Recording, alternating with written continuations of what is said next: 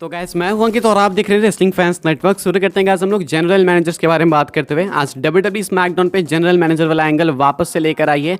अब ऐसे में मैं आपको बता दूं कि इसके फ्यूचर प्लान्स क्या हैं, क्या एक सर्वाइवर सीरीज ट्रेडिशनल मैच हमें वापस से देखने को मिल सकता है एंड क्या जनरल मैनेजर वाला एंगल इसके लिए ही बनाया गया है।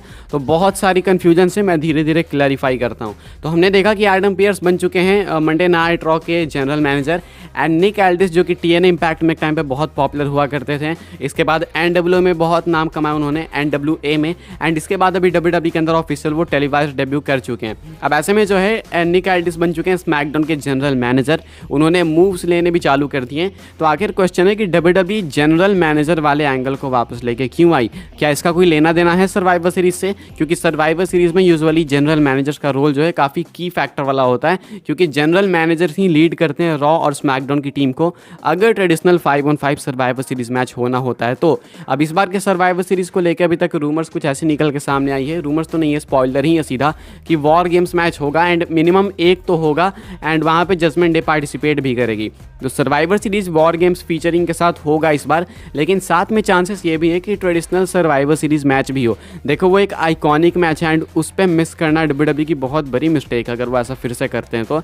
तो मेरे according traditional 5-on-5 survivor series match होना चाहिए इस साल एंड शायद ये जनरल मैनेजर वाला एंगल सही में उसके लिए ही बनाया गया है, ऐसा मुझे भी लग रहा है। किसी ने कमेंट किया था एक्चुअली मेरे वीडियो के नीचे, तो मैंने वो पढ़ा। उसके बाद ट्विटर पे भी मैंने देखा कि लोग इसके बारे में एक्चुअली डिस्कशन कर रहे हैं। तो इसके चांसेस हैं अच्छे खासे कि सर्वाइवर सीरीज में पॉसिबली इस बार हो सकता है traditional 5-on-5 survivor series match and उसके लिए ही WWE ये जनरल मैनेजर वाला एंगल लेके आई है।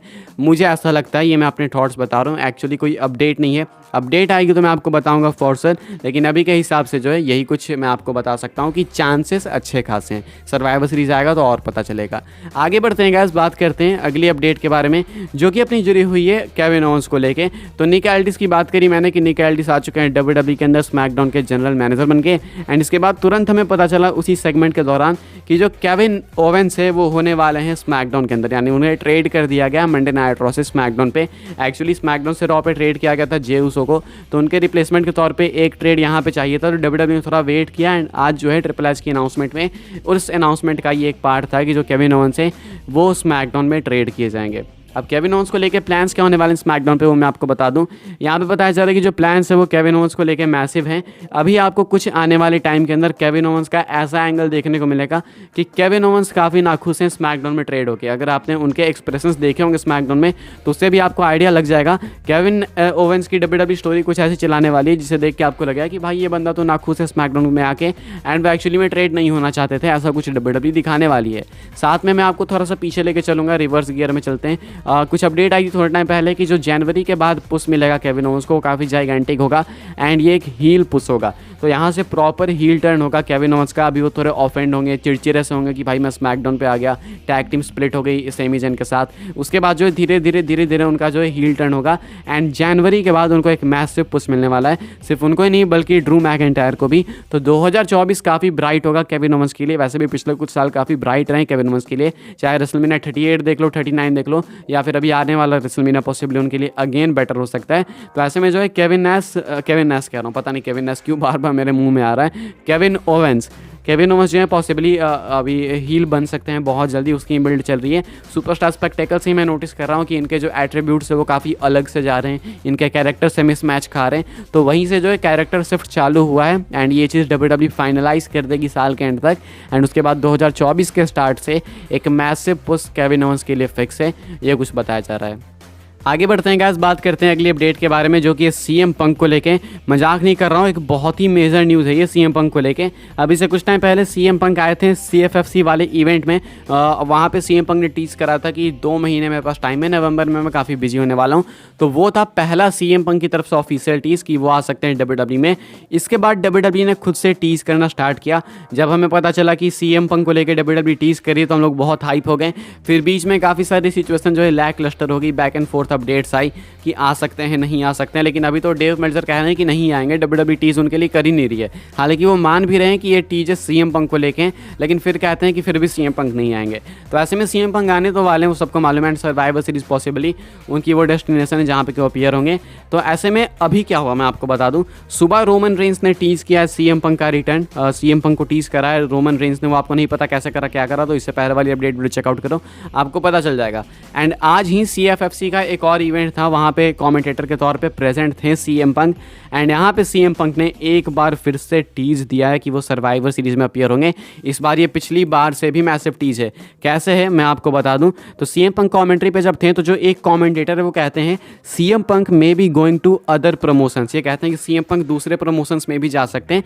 उसके बाद CM पंक कहते हैं कि 2 महीने वेट करना पड़ेगा हमें, यानी कि नवंबर की बात करें, 2 महीने नहीं एक्चुअली 1 महीने वेट करना पड़ेगा, नवंबर की बात कर रहे हैं वो, कि नवंबर तक देखना होगा हमें कि क्या होता है। तो CM पंक यहाँ पे फिर से नवंबर को मेंशन कर रहे हैं। एंड ए कमेंटेटर कह रहे हैं CM Punk may be going to other promotions. अब ये चीज़ यहीं पे ख़त्म नहीं होती है, मैं आपको बता दूं इस चीज़ के पीछे एक और चीज़ है। वो क्या है, इस कमेंट्री टेबल के पीछे जो एक थीम सॉन्ग प्ले हो रहा था, एंड वो थीम सॉन्ग था सर्वाइवर सीरीज 2022 का, वॉर पिग्स शायद नाम है उस थीम सॉन्ग का।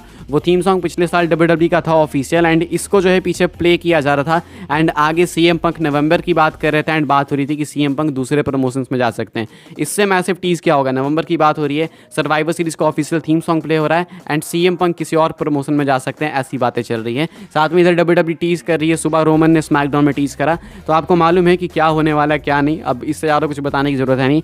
CM पंक ने ओपन खुद से इस बार टीज कर दिया वापस से। अभी देखते हैं WWE नेक्स्ट कैसे करती है। ये चीज़ बैक एंड फोर्थ से दिन दोनों के बीच में टीज वगैरह कर रहे हैं, देखते हैं भाई कितनी हाइप बनती है सर्वाइवर सीरीज आते आते।